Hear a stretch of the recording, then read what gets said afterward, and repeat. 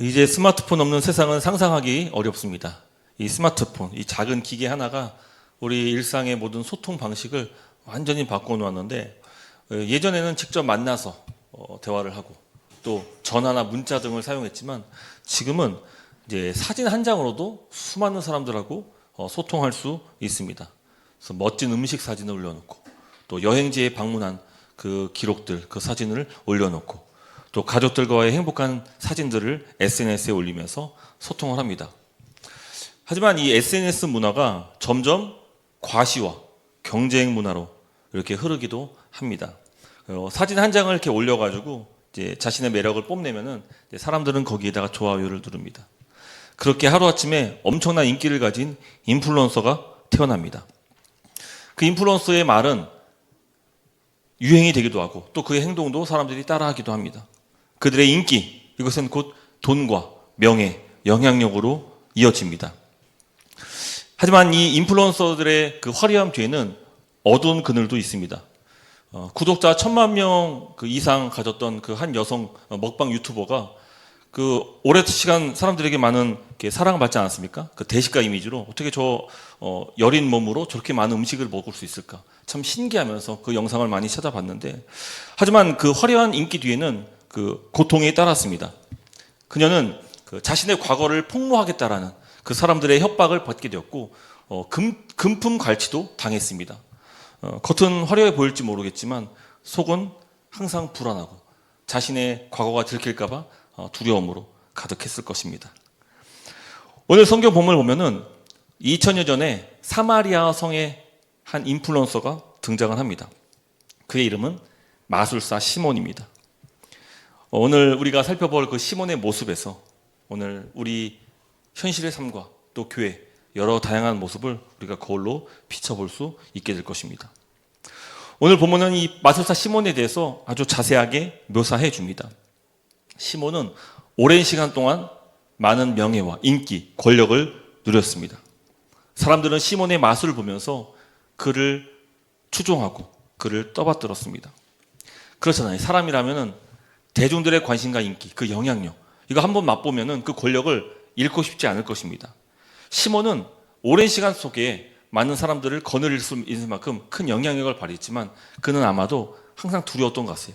항상 그 인기와 권력이 사라질까 불안했을 것입니다. 그의 마술에 대해서 오늘 본문 9절이 이렇게 말하고 있는데, 시몬은 그 마술을 행하면서 사람들을 놀라게 했습니다. 근데 여기서 이 놀라게 하다, 이 단어가 원어로는 엑시스타논입니다. 이 단어가 바로 영어 엑시타시의 어원입니다. 그러니까 정신을 혼미하게 만드는 그런 마약 성분, 그런 매혹시키는, 사람들을 놀라게 하는 그런 뜻을 갖고 있는 그런 단어입니다. 시몬은 실제로 사람들에게 마술을 보여주면서 사람들을 정신을 혼미하게 만들었습니다. 완전 매혹시켰고 그들에게 정신 차리지 못하게 만들었습니다. 또 시몬은 마술을 부리면서 스스로를 큰 자라고 이렇게 자칭했습니다.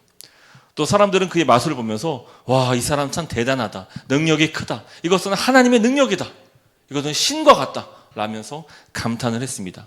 그래서 이 사마리아 성 전체는요 모두가 시몬을 따랐다고 합니다.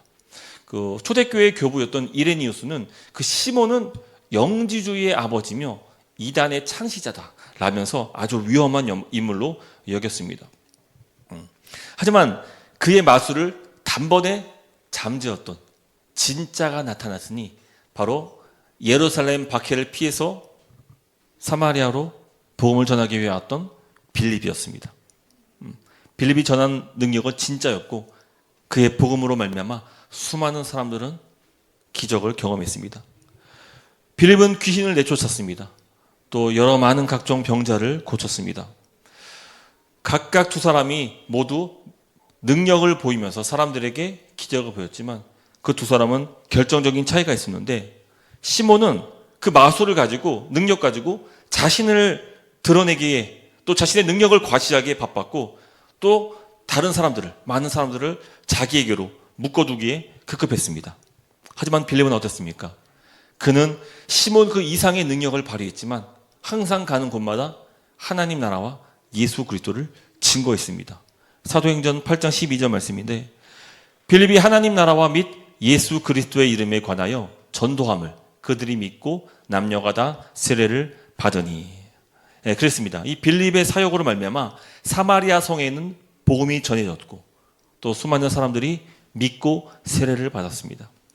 그리고 이 놀라운 부흥의 현장에 누가 있었습니까? 시몬도 있었습니다. 시몬 역시 빌립을 믿고 세례를 받았습니다. 자, 그럼 시몬은 이제 세 사람이 된 것일까요? 아니었습니다. 그의 믿음은 가짜였습니다. 그의 믿음과 세례는 사마리아인들의 그 믿음과 세례 받는 것과는 본질적으로 달랐습니다. 시몬의 관심은 지금 빌립이 전한 복음이 아니었습니다. 바로 그의 능력에게 초점이 있었습니다. 그의 능력, 어떻게 하면 저와 같은 능력을 나도 받을 수 있을까? 그래서 전심으로 빌립을 따랐던 것입니다. 나중에 이제 사도 베드로가 그 사마리아 지역에 와서 시몬을 가리켜서 내 마음이 바르지 못하다라고 지적하는 걸 보면은 그의 믿음이 분명 가짜였다는 것을 알 수 있습니다. 여러분 사도행전에서 그 베드로는요, 그 예수님을 따라다녔던 그때와 완전히 다른 사람입니다. 그의 통찰력과 영적인 분별력은 타의 추종을 불어있는데 아나니아와 삽비라 사건에도 아나니아 그 마음에 사탄이 있었다는 것을 단번에 꿰차고 뚫어보고 그 정도로 영적으로 예민했습니다. 그래서 이 시몬의 거짓 믿음도 베드로는 단번에 알아차렸습니다. 또 심지어 이 시몬은 노골적으로 성령의 능력을 돈을 주고 사려고 했습니다. 그럼 베드로와 요한이 사마리아 성에 내려와서 사람들을 안수할 때 성령이 임했단 말이에요. 아마 그 성령이 임했던 것은 오순절 성령 강림 사건과 비슷했던 것 같습니다. 그래서 시몬이 그 장면을 보고 와, 나도 저렇게 안수해서 사람들에게 성령의 능력을 좀 주고 싶다, 그런 마음을 갖게 만들었고, 그리고는 돈을 지불하면서 나에게도 그 능력 좀 주십시오 했던 것입니다. 예. 그러니까 인플루언서니까 그런 거예요. 대중들의 관심과 인기를 쫓다 보니까 더 큰 능력으로 사람들을 휘어잡기 위해서 그는 돈까지 지불하려 했습니다. 여러분, 이 직분을 돈으로 사고 파는 그 행위에 대해서 성직매매라고 하는데, 그 영어로 이게 이제 사이먼이라고 합니다. 사이먼이. 바로 이 마술사 시몬의 이름에서 어원이 나왔습니다. 사이먼이, 시몬. 예. 그래서 지금도 쓰이고 있는 겁니다. 시몬은 단지 자기 마술보다 더 강력했던 힘에 놀랐을 뿐입니다. 자신의 죄를 회개하고 주님을 인격적으로 만난 것이 결코 아니었습니다. 자, 이 같은 모습은 오늘 우리에게도 질문을 던집니다. 나는 정말 예수 그리스도의 복음을 사모하고 예수님을 사랑하고 있는지, 아니면은 예수님이 주시는 능력, 축복, 여기에 관심이 있는지. 마술사 시몬의 모습은 오늘날 교회가 빠지기 쉬운 그런 두 가지 유혹을 보여줍니다. 첫 번째로는 바로 계산적인 믿음입니다. 시몬은 성령의 능력을 돈으로 사려고 했고, 또 그로 말미암아 성령의 능력을 힘입어서 더 많은 인기와 명예를 얻으려고 했습니다. 그러니까 복음을 성공의 수단으로 여긴 겁니다. 그는 철저히 계산적이었고 세속적이었습니다. 우리도 뭐 물론 그렇게 생각하는 사람 없겠지만 또 그런 마음이 들 수 있잖아요. 내가 헌금을 이렇게 했으니까, 또 내가 이렇게 하나님께 봉사했으니까 하나님이 내 사업을 축복해 주시고 나를 좋은 길로 인도해 주시고 우리 자녀들을 축복하시겠지. 이런 마음은 누구나 다 아마 한 번쯤 들어봤을 겁니다. 믿음을 계산하고 있는 것이죠. 내가 특세에 빠짐없이 다 참석했으니까, 내가 내일 잠깐 다 제쳐두고 우리 단기 선교하고 또 말씀 수련회 갔으니까 하나님이 반드시 내 기도를 응답해 주실 거야. 근데 이 같은 믿음은 마치 동전을 넣으면은 자판기에서 물건이 나온 것 같은 그런 믿음일 것입니다. 철저히 계산적인 믿음인 거죠.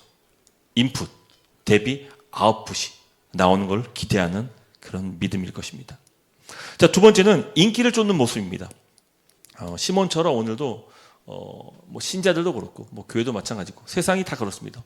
어떻게 하면 더 많은 사람들에게 대중적인 인기를 얻을 수 있고 더 많은 사람들을 모을까? 오늘 교회도 그럴 수 있잖아요. 어떻게 하면 우리 교회가 더 많은 성장을 이룰 수 있을 것인가? 여기에 고민이 많이 있는 거죠. 마술사 시몬이 대중의 관심과 그 인기에 민감했듯이 우리들도 그럴 수 있다는 겁니다. 그래서 교회는 다양한 방식으로 사람들을 모으기도 합니다. 그 대표적인 방식이 이제 20세기에 이제 신비한 능력이나 기적, 치유, 뭐 예언 이런 것들을 강조하는 교회들이 생겨난 거예요. 사람들의 이목을 집중시키기 위해서 복음 말고 복음과 함께 동반했던 그 능력에 사람들의 시선을 빼앗기게 만들었던 것이죠. 또 지금도 마찬가지일 것입니다. 그래서 교회 시설, 교육 프로그램, 완비된 주차장, 각종 여러 가지 이런 그런 것들로 사람들을 끌려고 하기도 합니다. 하지만 이런 노력들은 자칫하면은 교회의 중심이 하나님이 아니라 사람에게 맞추게 만듭니다. 어떻게 하면은 하나님을 더 기쁘시게 할까? 여기보다는 어떻게 하면은 더 많은 사람들을 모을 수 있을까? 여기에 초점을 두게 되는 것이죠. 그래서 하나님께 받은 사명보다는 외적인 부흥과 성장, 여기를 추구하고 또 세상의 성공 방식을 모방하여서 또 힘과 영향력을 갖추는 그런 일을 하기도 합니다. 그러다 보니까 정작 교회 안에 있어야 할 그 복음의 능력 그리고 제자의 삶이 사라지게 되는 것이죠. 여러분, 물론 교회는 성장하고 교회는 항상 하나님 나라가 충만히 거함으로 부흥해야 됩니다. 하지만 그것은 복음의 능력으로 말미암는 결과인 거지 우리의 주 목적은 아닐 겁니다. 교회는 외적인 성장이라든지 인기와 권력을 가져다주는 대중의 마음을 얻기보다는 오직 이 세상을 향하신 하나님의 뜻, 이것을 발견하고 또 하나님이 원하시는 거룩한 교회를 서야 할 줄을 믿습니다. 할렐루야. 그래서 오늘날에 많은 교회에서도 이 교회론에 대해서, 특별히 이제 성경적 교회론에 대해서 많이들 관심을 갖고 또 공부하고 연구하고 또 실제로 교회 안에 또 적용하기도 합니다. 그래서 과연 과거에 성경에 기록됐던 교회와 오늘날의 교회가 어떤 식으로 차이가 있는지 이런 것들을 많이 연구하고 그리고 오늘날 같이 우리 산이교도 마찬가지지만 성경적 교회 운동과 같이 이제 함께 하는 것이죠. 그래서 주님이 원하시고 바라시는 교회가 어떤 교회인지를 함께 꿈꾸면서 사람의 인기나 영향들을 그 사람들의 대중의 그 마음들을 얻기보다는 하나님께서 원하시는 교회를 이루려도 우리는 함께 비전을 품고 나가는 것이죠. 자, 이제 두 번째 내용을 살펴볼 것인데 이게 좀 난해합니다. 가끔 성경 읽다 보면은 좀 난해한 부분이 있잖아요. 우리가 성경은 쉽다 이렇게 하지만 쉬운 게 거의 대부분이라면은 중간에 좀 어려운 부분이 있어요. 근데 우리가 이제 말씀 성경 연구 방법론에서 배웠잖아요. 모르면 넘어가면 돼요. 넘어가면 됩니다. 그래서 오늘도 이거 설교 넘어갈까 했는데 그래도 좀 다뤄보려고 좀 쉽게 좀 함께 다루면서 왜냐면 오늘 우리에게 주는 메시지가 있기 때문에 함께 다뤄보려고 합니다. 오늘 보면은 좀 신학적으로 민감한 문제이기도 합니다. 자, 14절 보면은 사마리아 사람들이 믿고 세례를 받습니다. 그렇죠? 그들이 세례를 받아요. 근데 그 믿고 세례 받고 난 다음에 한참 후에 예루살렘에서 두 명의 사도가 오는데 16절 말씀 보면은 사도들이 이렇게 말한 거예요. 아직 한 사람에게도 성령 내리신 일이 없었다라고 얘기하는 거예요. 오직 주 예수의 이름으로 세례만 받을 뿐이다. 아마 물 세례만 받았다는 거예요. 성령 세례가 없었다는 것을 지금 얘기하고 있는 겁니다. 목사님 이게 문제가 됩니까? 한번 들어보세요. 그러니까 정리하면은 사마리아인들이 그러니까 빌립이 사역을 했을 때 복음을 전파했을 때 사마리아인들이 믿고 물 세례를 받았어요. 근데 그때는 성령 세례는 없었습니다. 나중에 사도들이 사마리아를 방문해서 안수했을 때 뒤늦게 그 사람들에게 성령 세례가 임했습니다. 자, 이것이 왜 난해하냐면은 일반적인 성경의 가르침에서는 성령님은요 우리가 예수를 믿고 회개할 때 그때 주어집니다. 그러니까 믿음과 회개와 성령은 동시적으로 이루어지는 사건이에요. 이것이 일반적인 성경의 가르침인데 오늘 보면은 이게 시간차를 두고 먼저 믿음과 회개가 있고 그 다음에 뒤늦게 안수했을 때 성령이 임했던 거예요. 이게 이제 신학적으로 좀 서로 의견이 나누게 되는 거예요. 이거 어떻게 볼 것인가? 그렇잖아요. 성경이 어디선 이렇게 얘기하는데 딴 데 가서 다른 얘기하면은 이게 성경의 그 일관성과 통일성에 문제가 있는 거 아니에요. 그 하나님의 진리가 훼손될 수 있단 말이에요. 그래서 이 문제를 많은 신학자들은 어떻게 볼 것인지를 많이 이제 연구하고 또 다뤘습니다. 여러분, 다른 사도행전의 기록 보면은 고넬료의 집에서도 마찬가지였어요. 믿음과 성령이 동시에 이루어졌습니다. 그리고 실제로 사도행전 2장 38절을 보면은 베드로도 똑같이 베드로가 이렇게 가르쳤는데 너희가 회개하여 각각 예수 그리스도의 이름으로 세례를 받고 죄 사함을 받으라. 그리하면 성령의 선물을 받으리라. 그러니까 이 동시적으로 이루어지는 거란 말이에요. 근데 이게 시간차를 두고 이루어지는 것을 우리가 어떻게 봐야 되는가라는 것이죠. 여러분, 물론 지금 성령 세례와 물 세례는 좀 여러분 구분할 필요가 있습니다. 물 세례는요, 이게 교회에서도 물 세례 하잖아요. 그러다 보면은 물 세례는 믿음을 갖고, 그러니까 성령 세례를 받고 난 후에 물 세례를 줄 수도 있어요. 대부분이 이렇게 줍니다. 근데 이게 조금은 바뀔 수도 있어요. 물 세례를 먼저 주고 뒤늦게 성령 세례를 받기도 합니다. 그러니까 물 세례는 차이가 있을 수 있는데, 근데 믿음과 회개와 성령 세례는 이게 동시에 이루어져야 되는 거예요. 왜요? 믿음과 회개는 성령이 임했을 때 나타나는 사건이고 구원이고 중생이기 때문입니다. 반드시 성경은 성령 세례와 동시에 믿음과 회개가 있다라고 기록을 합니다. 자, 그런데 사마리아인들은 성령을 받지도 않았는데 어떻게 믿음이 생기는 걸까요? 어떻게 믿음이 생긴 걸까요? 바로 이 지점에서 신학적인 논란이 있습니다. 두 개의 신학의 갈림길이 있습니다. 크게는 두 개예요. 크게는 두 개. 하나는 이제 오순절 교단에서는 이제 믿음과 성령 세례가 시간차로 나타날 수 있다라는 입장입니다. 저도 학교에서 그렇게 배웠어요. 믿음을 갖더라도 나중에 성령 세례 받아야 된다. 그래서 성령 충만 우리 오순절 교단, 순복음교도에는 성령 세례 이걸 되게 많이 강조하잖아요. 그러니까 이미 구원받고 신앙생활 잘하고 있는 사람들도 성령 세례 받아야 된다. 이제 성령 세례의 대표적인 표적으로 방언 받아야 된다. 이렇게 주장을 하는 거예요. 그래서 이 오순절 입장에서는 오늘 본문은 전혀 문제될 게 없어요. 아주 자연스러운 그런 현상이에요. 믿고 얼마든지 성령 세례가 나중에 올 수 있다고 이렇게 보는 것이죠. 하지만 개혁주의 교단에서는 이 믿음과 성령 세례가 동시에 일어난다고 보기 때문에 이 본문이 문제가 되는 겁니다. 지금까지 잘 따라오고 있습니까? 믿음으로 구원을 받았다는 말은 이미 성령을 선물로 받았다는 말이에요. 그러니까 믿음 따로 성령 세례 따로 이렇게 구분할 수 없습니다. 그래서 이 믿음과 성령이 시간차를 두고 임했다는 것은 신학적으로 충돌하는 일이에요. 그래서 어떤 이들은 이렇게 얘기해요. 빌립이 사역했었던 것은, 빌립이 복음을 전해서 나타났던 그 믿음과 회개는 그거는 가짜다. 마술사 시몬도 그랬잖아요. 마술사 시몬도 가짜로 믿었던 거잖아요. 그런 것처럼 빌립이 사역했을 때 사마리아인들이 믿고 세례 받았던 것은 그거 가짜다. 그 능력 보고 흥분해가지고 그냥 그렇게 받아들인 거다.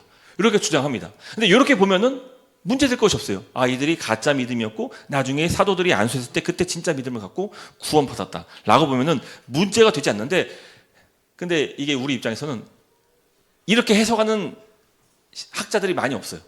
이렇게 보지 않습니다. 빌립의 사역을 가짜라고 보지 않습니다. 빌립의 사역으로 말미암아 사마리아인들이 믿음을 갖게 된 것을 진짜로 보는 거예요. 그렇다면 왜 사도들이 안수했을 때 뒤늦게 성령이 임한 것입니까? 이제 이 문제를 어떻게 해결하냐면은 바로 교회론 차원에서 이 본문을 해석을 합니다. 그러니까 교회론으로 봤을 때 이걸 해석하는 거예요. 자, 결론적으로 말씀드리면은 오늘 본문은 매우 특별하고 이례적인 사건입니다. 예외적인 사건이요. 이건 일반적인 사건이 아니에요. 아주 특수하고 예외적인 그런 사건입니다. 바로 교회가 처음 탄생했던 그 시기에 있었던 특별하신 하나님의 계획과 섭리였습니다. 자, 그렇다면 어떤 하나님의 깊은 뜻과 섭리가 있었을까요? 첫 번째는 하나님은 성령을 시간차로 보낸 일로 말미암아 예루살렘 교회와 사마리아 교회를 하나 되게 하셨습니다. 우리가 늘 배웠던 거죠. 교회는 하나야. 한 믿음 안에서 탄생한 한 몸입니다. 자, 우리 지난주에 말씀 살폈는데 알잖아요. 유대인과 사마리아인은 오랜 시간 동안 수백 년 동안 서로 멸시하고 원수처럼 지내왔습니다. 그들은 한 분 하나님을 섬겼지만 서로 다른 방식으로 섬겨왔습니다. 그래서 누구는 예루살렘에서 예배하고 누구는 저기 제단에서 예배하고 서로 다른 방식으로 섬겨왔습니다. 만일 사도들의 방문 없이 사마리아 교회에 자체적으로 교회가 세워졌다면은 예루살렘 교회와 사마리아 교회는 두 개의 교회로 나뉘어졌을 겁니다. 하지만 하나님은 예루살렘 교회의 대표였던 사도, 특별히 베드로와 요한을 보내셔서 안수하셨고 사마리아인들에게 성령을 부으셨습니다. 이는 그리스도 안에서 유대인이나 사마리아나 한 성령 안에 있다는 것을 보여주는 것이 한 몸이라는 거죠. 한 성령 안에 한 몸이라는 것을 보여줍니다. 그렇죠. 그래서 이 교회의 머리가 되신 주님께서는 둘로 하나를 만드시고 원수된 것을 어떻게 합니까? 화목하게 하신단 말이에요. 근데 이 사건이 바로 사도들의 안수로 말미암아 실질적으로 눈앞에서 펼쳐졌던 것이에요. 그래서 예루살렘 교회나 사마리아 교회나 서로가 하나라는 사실을 부인할 수 없는 거예요. 부정할 수 없는 거예요. 이제야 비로소 한 하나님을 같은 방식, 한 믿음 안에서 교회로 말미암아 섬길 수 있게 된 것이죠. 에베소서 2장 14절 16절 말씀인데 아주 중요한 말씀이죠. 같이 한번 읽겠습니다. 시작. 그는 우리의 화평이신지라 둘로 하나를 만드사 원수된 것 곧 중간에 막힌 담을 자기 육체로 허시고 또 십자가로 이 둘을 한 몸으로 하나님과 화목하게 하려 하심이라. 원수된 것을 십자가로 소멸하시고. 그래서 예루살렘에 임했던 그 성령이 동일하게 사마리아 교회가 탄생했을 때도 임했다는 것이. 그래서 많은 학자들이 이 사마리아 교회에 임했던 성령을 가리켜서 사마리아의 오순절 성령 강림이다 라고 얘기하고 있는 겁니다. 그러니까 예루살렘의 교회에 충만 임했던 그 성령이 동일하게 사마리아에서도 일어났던 것이. 자, 두 번째는 믿음과 성령 세례가 시간차로 임하게 된 두 번째 이유는 바로 사도의 권위가 확립되기 위해서였습니다. 교회는 반드시 사도들의 터 위에 세워져야 합니다. 하나님은 사도들을 교회의 기초로 세우셨습니다. 그리고 그들에게 특별한 권위를 부으셨어요. 그러니까 사도는요, 초창기 교회가 세워졌을 때 그때 있었던 임시직이고 지금은 사도 직분이 없습니다. 사라졌어요. 그러니까 초대 교회, 처음 교회가 탄생했을 시기에 하나님의 특별한 사역을 맡아서 활동했던 자들이 바로 사도들입니다. 그러니까 지금은 사도들이 없어요. 그때 하나님께서 이 교회의 기초를 세우실 때 사도들의 권위를 말미암아 사도들의 터 위에서 교회를 세우셨습니다. 여러분, 교회는요, 인간의 지혜나 철학으로 세워지는 것이 아닙니다. 또 교회는 뭐 기적이 일어나고 능력이 나타났다고 그렇게 세워지는 것도 아니에요. 교회는 오직 성경 말씀을 통해서 말씀하고 있지만 사도들을 통해 전해진 진리의 말씀 위에서 교회는 세워지는 거예요. 자, 말씀 한번 더 볼까요? 에베소서 2장 20절 말씀인데 같이 한번 읽겠습니다. 시작. 너희는 사도들과 선지자들의 터 위에 세우심을 입은 자라. 아멘. 여기서 말씀한 사도들과 선지자들의 터는 바로 복음입니다. 그러니까 사도라는 인간이 중요한 게 아니라 사도들이 전한 그 복음, 그 터 위에 세워지는 거예요. 교회가. 하나님은, 예수님은 사도들에게 그 권한을 위임한 것이죠. 그래서 여러분, 참된 교회는 반드시 사도들이 전한 복음 위에 탄생하게 됩니다. 여러분, 알다시피 초대교회로부터 지금까지 수많은 이단들이 생겨났습니다. 그렇죠? 어떤 이들은 예수님은 사람이 아니야.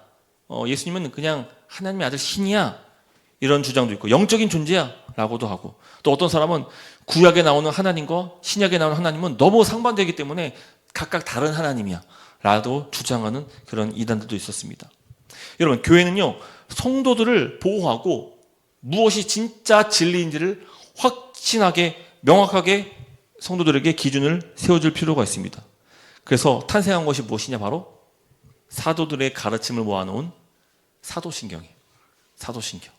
그래서 사도신경이 탄생하게 된 배경을 우리 예전에 사도신경 강의 때 배웠지만, 여러 많은 이단들의 공격으로부터 교회를 보호하기 위해서 반드시 교회는 사도들이 전한 복음 터 위에 세워져야 했기 때문에 사도의 가르침이 무엇인가를 명확히 할 필요가 있었던 것이죠. 그래서 탄생한 것이 바로 사도신경입니다.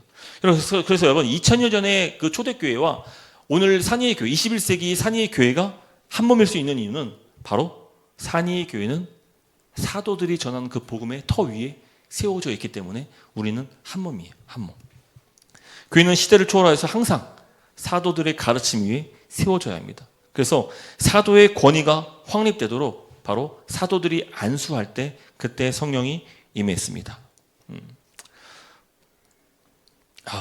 이게 하고 나니까 뭐 설교 한 번 다 끝난 거 아니에요. 힘들었어요. 근데 잘 소화가 됐는지 모르겠어요.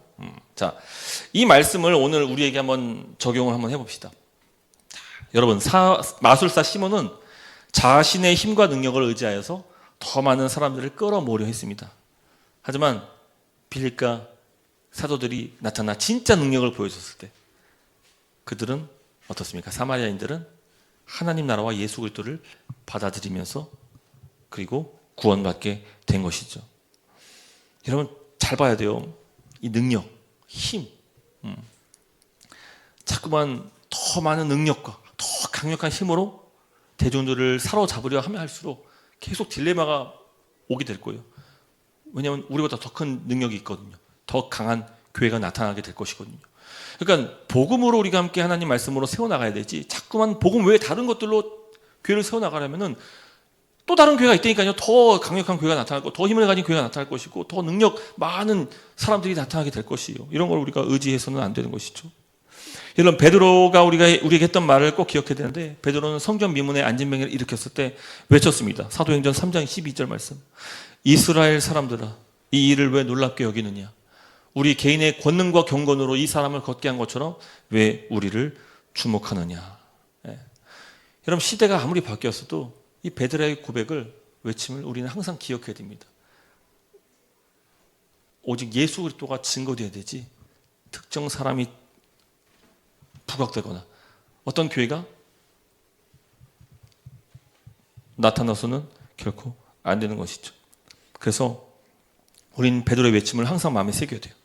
하지만 안타깝게도 오늘날에도 이 시몬의 마술과 같은 그런 것들은 여전히 존재합니다. 그래서 앞서 얘기한 것처럼 이 신비한 능력, 기적, 그래서 막 기도하고, 특별히 이제 안수기도 하고, 막 사람들이 황홀경에 빠지고, 치유, 또 예언, 이런 것들이 얼마든지 성도들의 미혹을 갖게 만듭니다. 그러니까 우리 연약해요. 사람들은 참 연약합니다. 그래서 우리는 하나님 말씀보다는 눈에 보여지는 그 능력의 기적에 초점을 둘 수밖에 없어요. 그러다 보니까 사람들은 거기에 쫓아다니는 거죠. 여기 능력 있다 그러면 거기에 쫓아가고, 여기 목사님 대단하다 그러면 거기 쫓아다니고. 또 이런 대중들의 마음을 가지고 그 관심과 인기를 얻기 위해서 교회를 성장하려는 그런 시도들도 분명히 존재합니다.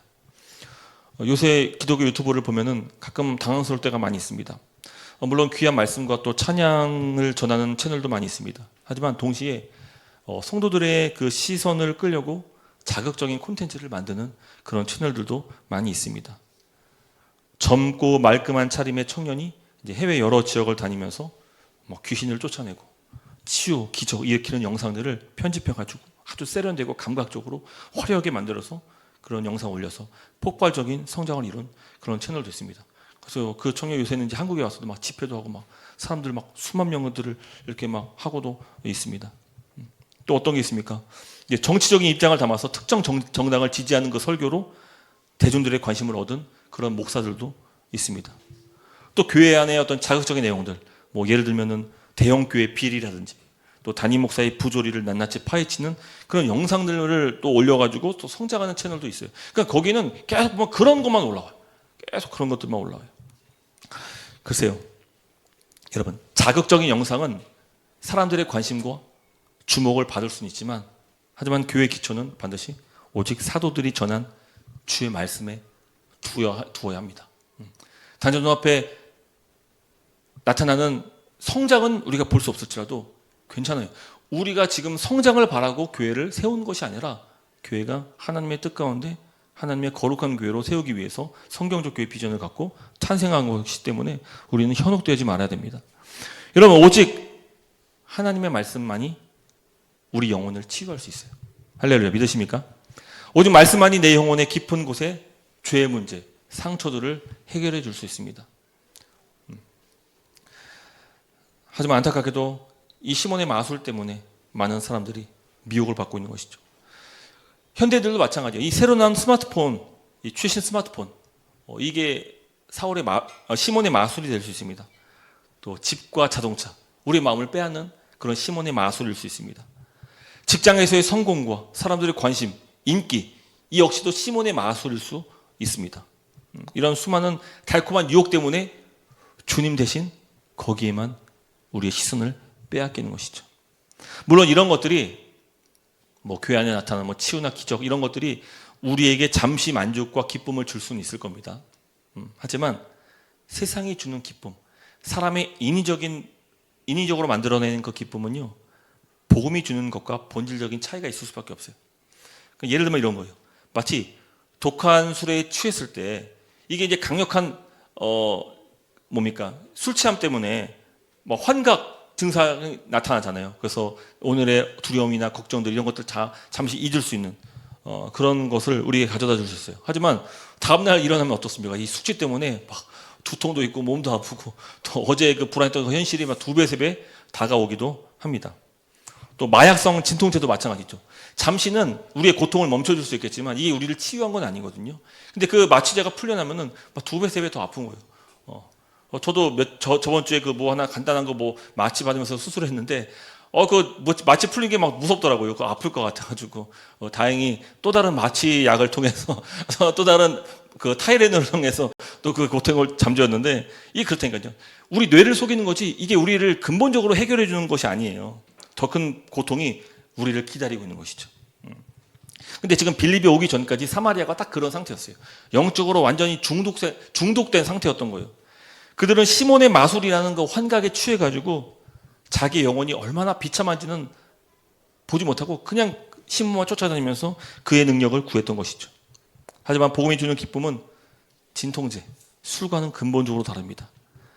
그 복음은 우리에게 결코 줄이지도 않게 하고 마르지도 않게 하시고 영원한 기쁨을 우리에게 선물로 주는 것이죠.